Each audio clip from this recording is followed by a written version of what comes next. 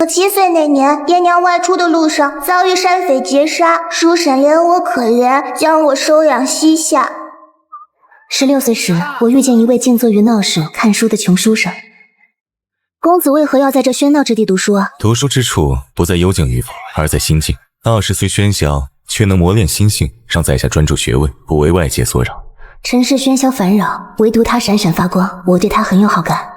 此后每日我都在闹市寻他，受他影响，我见也能在喧闹嘈杂之中看书。我与他从点头之交到谈天说地，从相知到相爱。你怎么了？可能是今日风大，有些着凉了。阿叶，我就先回去了。我呀，素来体弱，叔婶这些年给我找了很多大夫调理，始终不见起色。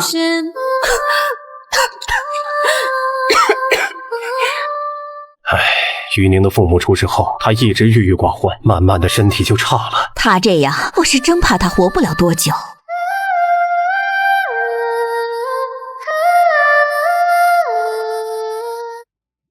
这些年，我们给怡宁找了许多大夫看过，都说若是有太初玉莲，或许能治好他的病。太初玉莲这种罕贵的东西，我们打听许久，才知皇宫里有一株。我一定会治好怡宁。我去街上你读书的地方没看到你，便来你家中找你了。阿叶，你怎么不去街头读书了？啊，我要准备上京赶考了。怡宁，你身体好些了吗？不好意思啊，我上回得了风寒，其实也不要紧，就是婶婶担心我，不让我出来。怡宁，我一定会考上状元，求得太初玉莲，治好你的病。阿叶，你都知道了。怡宁，等我回来娶你。阿姨走后没几天，我又一病不起，这一病从秋天到冬天，我应当活不久了。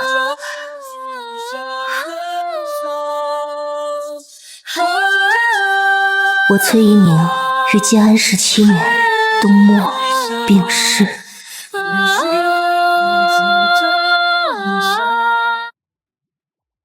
姑娘们别怕，我们是官兵，人牙子都被剿灭了。你们家住何处？我们派人送你们回去。他是谁？大人，我不记得我是谁了，我可以跟着你吗？宋氏玉佩，好啊。大人，她确为水王之女宋产生，只是她生来痴傻，如今瞧这模样，估计已然恢复神智。既然她送上门来，就休怪我无情。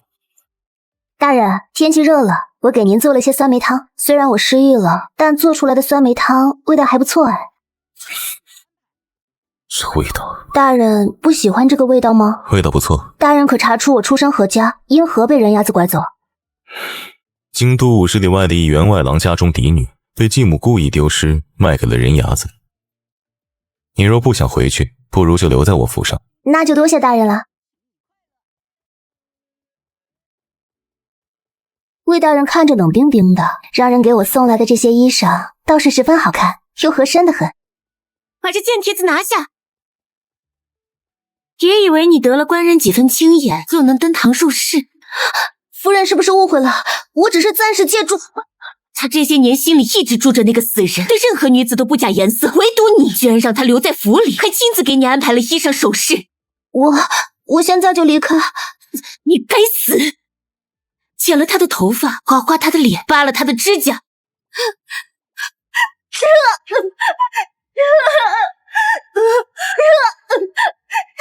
他落在夫人手里，可得吃不少苦头。陆星子这些年对接近我的女人非打即杀，连多看我一眼的丫鬟他都不放过，更何况一个我亲自留在府里还极为上心的女人。疯够了没有？我会给你找最好的伤药，不会留下疤痕。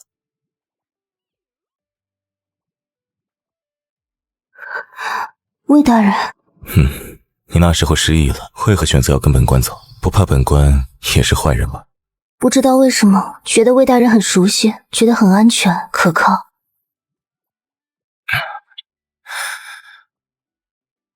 当年我赴京赶考中了状元，被太傅之女陆星子看上，她害死了我的心上人，还逼着我娶了她。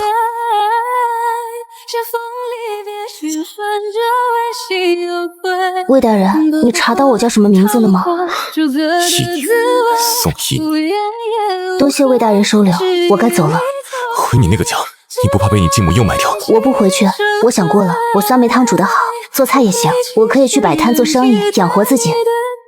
阿姨，好吃吗？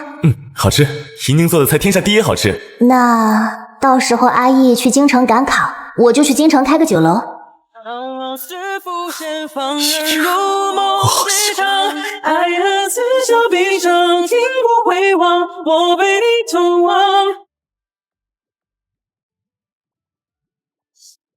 宋依宁连名字都这般像，之前那些容貌与崔依宁相似的女子凑上来，他看一眼就直接将人打杀了，唯独对你。依宁，我好想你。小姑娘去哪儿啊？是来找哥哥的吗？你们滚开！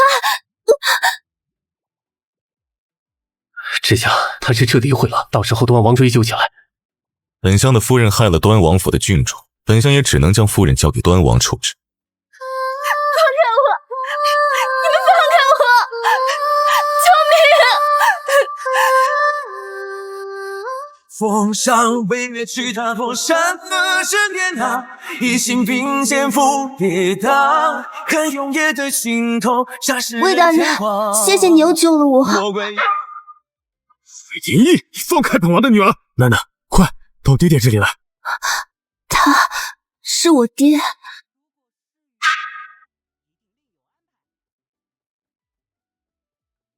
魏相，本王能带回自己的女儿吗？还是说魏相要在大庭广众之下杀害本王的女儿？本相不敢，其实还是本相多次救了郡主。然后我就莫名其妙的被带回了端王府。明明我觉得魏大人很亲近，为何他跟我说的都是骗我的？我的楠楠啊，脑子好了，变正常了，真好啊！我以前是傻子。楠楠不能这么说自己，你是天真纯善，不谙世事。今日我见你和魏大人针锋相对，你们是有什么过节吗？10年前，你误食毒药命悬一线，宫中有一株太初玉莲能救你的性命，我苦求皇兄，可皇兄却将太初玉莲赐给了魏廷义，所以我暗中派人抢走了太初玉莲。后来我才知道，他的心上人未能等到太初玉莲救命，香消玉殒了。所以是因为我，他的心上人才死了。楠楠，这些不怪你。你服用太初玉莲后，虽然活了，却也变得痴傻。况且太初玉莲本来就是咱们府里的东西，是被皇兄抢回宫里保管，他又凭何将咱们的东西赐给别人？况且你中的毒也是皇兄派人下的，魏廷义离开的时间和路线也是皇兄派人透露给我。虽然魏廷义也知晓这些，但是他对本王和你的恨意却从来不减。依宁，这么多年来，我连为你报仇都做不到。宋禅生，是他抢了你活着的机会。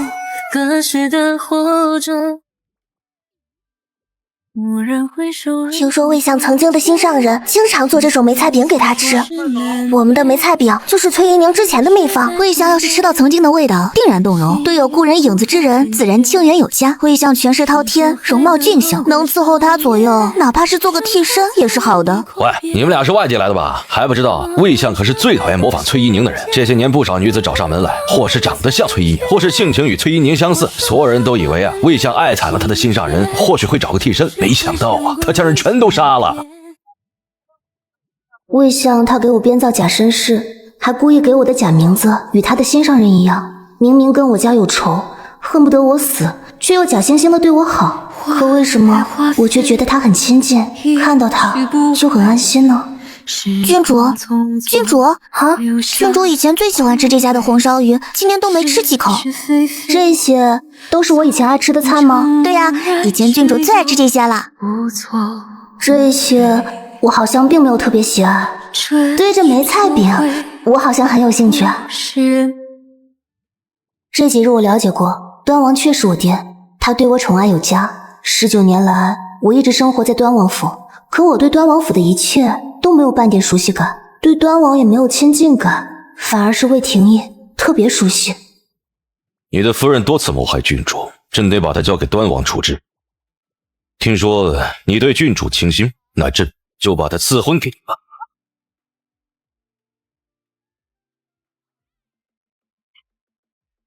好的楠楠赐婚给魏廷义，那不是把他往火坑里推吗？爹爹消消气，我愿意嫁给魏廷义，婵儿，魏廷义他一定会伤害你，嫁给他，你这辈子就毁了。爹爹，圣旨已下。爹爹，我会保护好自己，您别忘了，我可是郡主。魏廷义他总不能对我又打又骂吧？我的楠楠啊，命运多舛，没过几天好日子。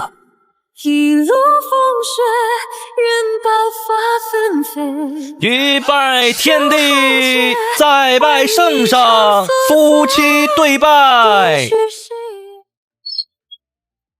魏相，在人牙子手里救下我时，魏相就认出了我的身份，得知我失忆，故意编造我家中不辞，让我无家可归，只能留在你身边。而后又故意对我流露出有好感，让陆心慈对我下手。若我说当初是故意这般想让陆心慈折磨你，而后见陆心慈找了地痞欺负你，还忍不住出手救你，你信吗？不信，你去找皇上赐婚，不就是想折磨我一辈子吗？因为我的缘故，让你的心上人没有活下来，我这辈子该还给他，所以我答应跟你成亲了。对，因为你抢走了怡宁活着的机会，你就该受折磨一辈子。若命运太不堪，我深陷于泥潭，爱无可奈何，坠入深渊。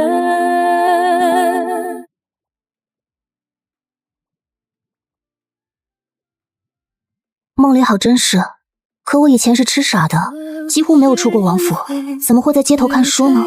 还有旁边的男子又是谁？读书之处不在幽静里，而在心境。20岁喧嚣，却能磨练心性，让在下专注学位，不为外界所扰。我是谁？我是端王府郡主宋蝉生。不，我不是宋蝉生。郡主，我买了白月光梅菜烧饼，那边新开的铺子，说是魏相心上人崔怡宁的烧饼秘方，你要不要吃？味道一般般，居然还那么多人排队买。这味道不太对。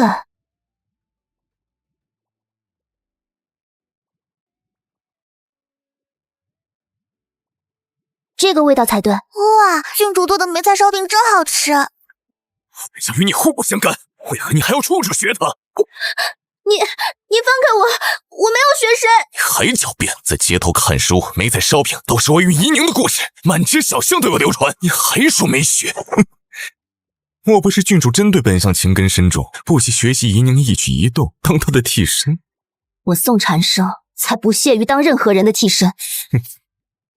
味道一模一样。大人，崔姑娘的叔叔婶婶来了。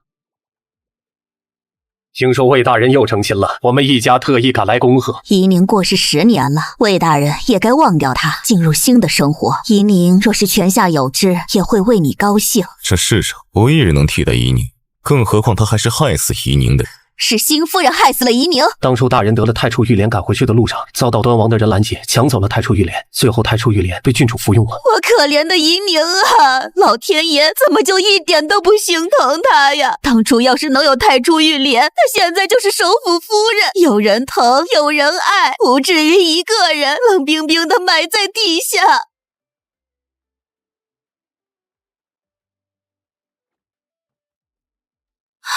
小娘子真俊俏啊！好大的狗胆，也敢对郡主无礼！郡主啊，原来是你害死了我堂姐，要不然现在我堂姐就是魏相夫人。要是当初玉莲没有被端王抢走，现在怡宁就还会活着，我们会成亲，琴瑟和鸣，还会生几个可爱的孩子。我盘古神纵马地神满天四海任我游。魏大人，今朝只是为怡宁说了几句公道话，就被新夫人打成了这样子，您可要为我们做主啊！把郡主请过来，他们是怡宁的家人，谁若欺负他们，便是对我不敬。为何我对这妇人也觉得熟悉？他昨夜欲对我不轨，魏大人不处置这登徒子，却怪罪我打了他。是不是崔怡宁的家人做了任何坏事，你都会毫无理由的包庇他们？你不配提怡宁的名字。是你害死了怡宁，是你害死了他，你还我怡宁！对不住。已经10年了，顾廷义真会念着怡宁一辈子。万一他对这个郡主动了心，那我们岂不是成外人了？娘，你就别多操心了。魏廷义要是真能变心，早就变心了。还是要防患于未然呢。郡主真的要开个14？我失业后第一件想做的事就是开14养活自己。反正嫁给魏廷义也只是个名头，我不如做点自己想做的事。反正我有钱有闲，还有身份，没人敢找14的麻烦。要是你成了残花败柳，还被全城人皆知。那等14开张了，我们叫王爷过来吃饭，王爷肯定高兴。思思，我今日很快活，我想以后的每日我都会过得很快活。宋禅生出去了还没回来，大人是担心他。皇上明知道我与端王水火不容，却还将宋禅生赐婚于我。宋禅生但凡出任何事，端王必定会与我斗个不死不休。又是这一套。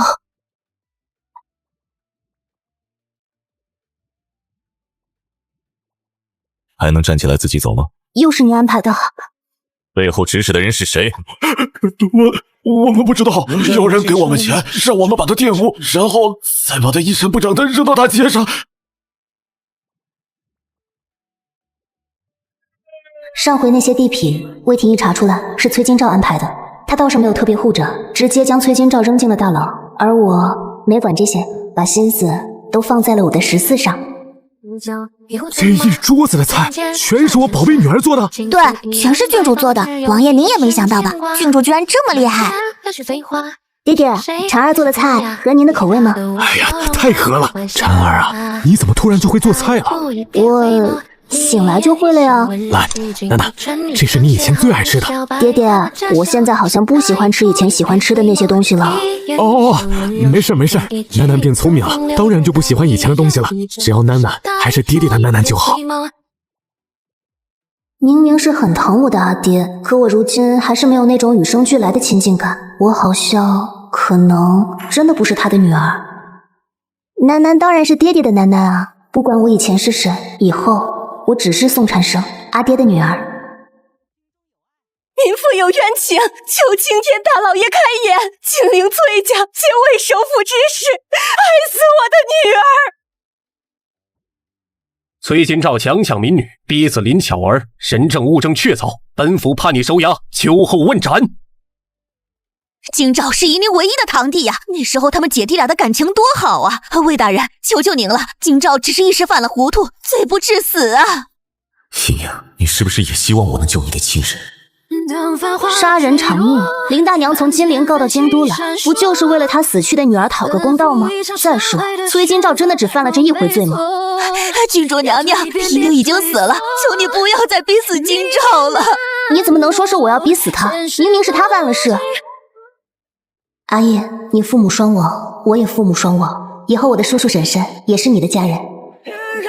宜宁的堂弟自然也是本相的堂弟，我会救他。你不明是非，亏你还是当朝首辅。最近我越发觉得他身上有宜宁的影子，宜宁也是这样正义凛然的人。好吃14，到时候我开的铺子就叫好吃14，怎么样？简单直接，一看就好吃。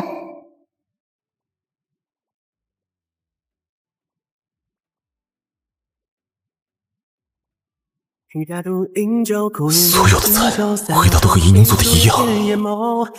这些菜是你做的？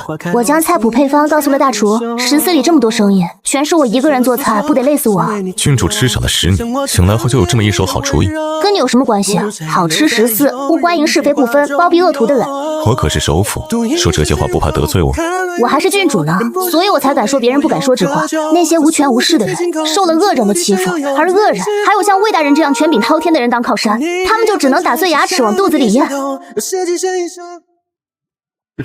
你做的东西难吃的要死，也敢要钱？我的腿断了！哼，只打断你的腿，算便宜点，我就算打死你，也没人敢说一句话。我舅舅可是京城府尹。他仗着有个当府尹的舅舅，一直横行霸道的。阿叶，以后你当官了，一定要替那些无权无势的百姓做主，把那些有靠山的恶人全都抓起来。都听宜宁的。希望我成为屠杀恶龙的勇士，而我现在却成了恶龙的保护司。宜宁，你会恨我岳飞出众。金陵传来消息，崔金照这些年确实干了不少强抢民女的事，因为大人的原因，当地官府对崔家一直有所包庇。这回他是打死了人，事情闹大兜不住了，才一家子跑来京都，把崔金照所有罪证交给京都府尹。人犯崔金照，金陵人士，强抢民女为妾，害死女子林巧儿、杜小娟，丫鬟如儿，证据确凿，判斩首，即刻执行。听说这个崔金照有魏首府当靠山，没想到也被斩首了。救命！本来魏廷要救金照，就是被你害的，才害得我儿子惨死。我要你死！我要你死！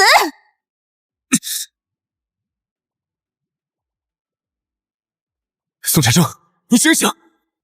日月眼翻苍雪，涂抹天上的惊艳，护回我当年人知你岁月。我是病逝于建安17年的崔怡宁，于建安27年重生成了端王府郡主宋禅生。真正的宋禅生应该在被人牙子抓走后就受惊吓而死了。崔家婶婶突风丧子之痛，才会迁怒于你。我会将他们赶出魏府，抬请郡主饶他一条性命。别人都说魏首府爱惨了崔怡宁，哪怕崔怡宁已死10年，魏首府仍旧只爱他一人。那崔怡宁刚死，魏首府怎么就娶了陆太傅的千金？不出10年，就从一个平民状元成了当朝首辅。当年陆太傅替我求得太初玉莲，唯一的条件是娶陆姓子。我唯一所求是怡宁可以活着，可太初玉莲还是被端王强娶，救了你。太初玉莲救不了崔怡宁，她是被谋杀的。你说什么？她是被那一碗碗救命的药毒死，是她至亲的人为谋夺她的财产，给她下了8年的毒。她从被收养在叔婶膝下之后，就身体日渐不好。叔婶说，她是自幼父母双亡所致。怡宁，我知道是。其实那是他们一碗碗毒药喂的。来人，把那对崔家夫妻绑了！魏大人，为什么要绑我们呀？昨夜我还梦到怡宁了，他还嘱咐我要照顾好魏大人的生活。这个老钱婆！你梦到崔怡宁了？她没在梦里找你索命吗？你胡说什么？你们为了谋夺崔怡宁父母留给她的财产，从收养她以来，一直给她下毒。8年来，虽让她过的是锦衣玉食的生活，可她花的那点也不过是财产的9牛1毛。8年来，你们从来不管束她的任何行为。崔怡宁父母在时，她还有跟着先生读书，可收养在你们膝下后，你们却没有请先生让她继续读书。她长到16岁，你们也未曾为她相看定下婚事。你们从没想要她活到出嫁。你是人是鬼？你怎么知道这些？因为我就是崔怡宁，我死后灵魂留在世间7日才散。那日我的灵堂上虽挂满白绫，你们穿的一身白，却是满脸的喜色，高兴的庆贺着，把你们这么多年的谋划说得一清二楚。崔怡宁总算是死了，那些财产真正的属于我们了。我总算可以高调的穿那些绫罗绸缎，也不用假心假意的对他好。爹娘把他接回来时说我们要发达了，没想到居然忍了8年才拿到这富贵。当初他爹娘死了，留给他一大笔财产，多少人想收养他，要是他被我们收养不久就死了，肯定被人怀疑。若是我们对他不好，让他不想被我们收养，也会有人来干涉。只有将他好好的养着，跟我们亲近，暗中一直给他下着有损身体的药，差不多出嫁的年纪死了就行。这么多年来，我把你们当亲人，原来你们一直都在害我，对我虚情假意。你们为了钱财谋害我，虚情假意对我8年，那我就让你们尝尝身无分文、流落街头的滋味。来人，把他们2人手脚打断，扔去街上，任何人不许接近他们。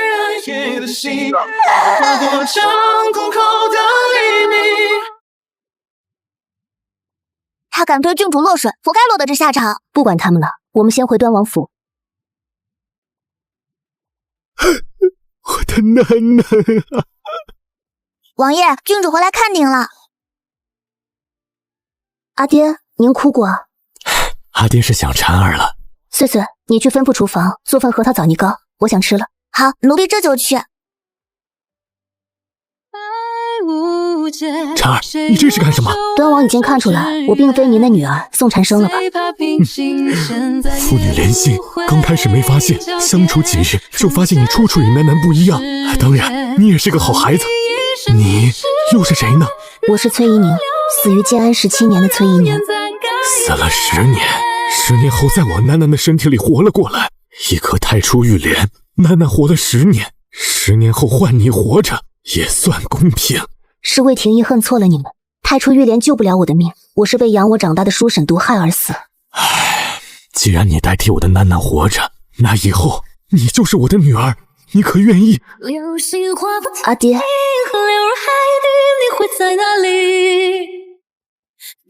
当年病逝后，我7日灵魂不散，先是在灵堂上得知待我如亲女的叔婶是害我之人，后来又见阿义迎娶他人，我死后连头七都不曾出，亲人成了害我之人，爱我之人弃我另娶，所以重生回来，我才不愿意记得前世所有。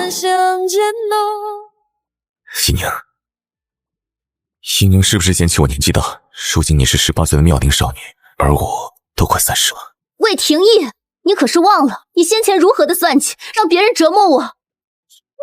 一宁，先前的错我都认，你想如何打我骂我都行。我的珍宝失去10年还能失而复得，我这辈子所求再也不要失去一宁。一宁，你别不要我。魏首府居然给郡主跪下了，王爷，咱们郡主可真厉害。魏廷义，你丢不丢人啊？你都是当朝首辅了，还做这无赖的事。当朝首辅又如何？惹了娘子生气，当然要跪着求娘子原谅。你别叫我娘子，我们成过亲的。那不算，我不是真心嫁给你，算不得数。一宁，你心疼心疼我守寡的10年。魏廷义可真没出息。岳父大人请喝茶，以前小婿对您多有得罪，都是小婿的不对，娘子还是不理我，还请岳父大人为我多多美言。哟，魏首府，你爱崔一宁那么深，原来他不爱你啊？您知道他的身份了？是不是我的女儿，我还能认不出来吗？都是你爱崔一宁那么深，跟他又相处那么久，居然还认不出他。这些年太多人模仿他来接近我，他又死了10年，我哪敢奢望他会以另一种方式活过来。唉，好了，内卫只希望我们斗得你死我活。你的崔一宁好不容易回来了，你也不希望他会有任何危险。皇上虽然疑心重，但他确实对百姓不错，算是好皇上。他又正值壮年，短时间内不会出事。那你就什么都不做？太子已经20，是时候去为皇上分忧。那你就少管些朝堂的事，多陪陪崔一宁，毕竟你们之间差了10年的空隙。你一个首辅非要来学炒菜，我那些客人都被你的菜吓走了。哈，错了，刚放过言了。宁宁看14，我当然要来帮忙。朝堂上我是首辅，下了朝堂我也只是宁宁的夫君。少贫嘴！你带我来你的书房干什么？得让宁宁知道，这10年来我一直都在做一个好官，过往所有案卷记录都在书房里，宁宁随时都能来看。以后也请宁宁监督我做一个好首辅。16岁，在街头遇到的那个看书的少年，在我的记忆里永远都不褪色。天下为公，选贤与能，讲信修睦。外公，爹娘又把我丢给您了。哎呦，你爹娘又跑出去了？爹爹说要去南边视察，就把娘亲也带去了，让我跟着外公，说外公孤家寡人很可怜，让我多陪陪外公。爹爹娘亲，我们出去玩，为什么不带哥哥？他个皮猴子，才不带他去呢。他天天对着你爹爹喊老头子，还说要换个年轻的爹爹。你爹啊，还没把他腿给打折，就是好的了。我哪里老了？也就30多岁，儿子都嫌我老了。宁宁，你没有嫌我老吧？魏廷义，你还要不要脸啊？宁宁，你说嘛，说你不嫌弃我，不嫌弃。那宁宁真的没有看上那小子领回来跟你相亲的探花郎？魏廷义，你怎么越活越幼稚啊？什么肥醋都乱吃。那你说，那个探花郎没有我好看，宁宁最爱的人是我？当然是我的夫君阿义最好看，天下第一好看。我最爱的就是阿义啦。自从生了龙凤胎后，阿姨就老爱跟2个小家伙争宠，越来越像个小孩，得哄着。这回啊，儿子拐了个探花郎跟我相亲，还非要探花郎当老师留在了府里，阿姨就找借口带我们去南边玩。宁宁，这辈子还能有你，我很满足，很感激上苍。阿姨，上苍眷顾，我们才能在一起，余生我们要很幸福的走下去。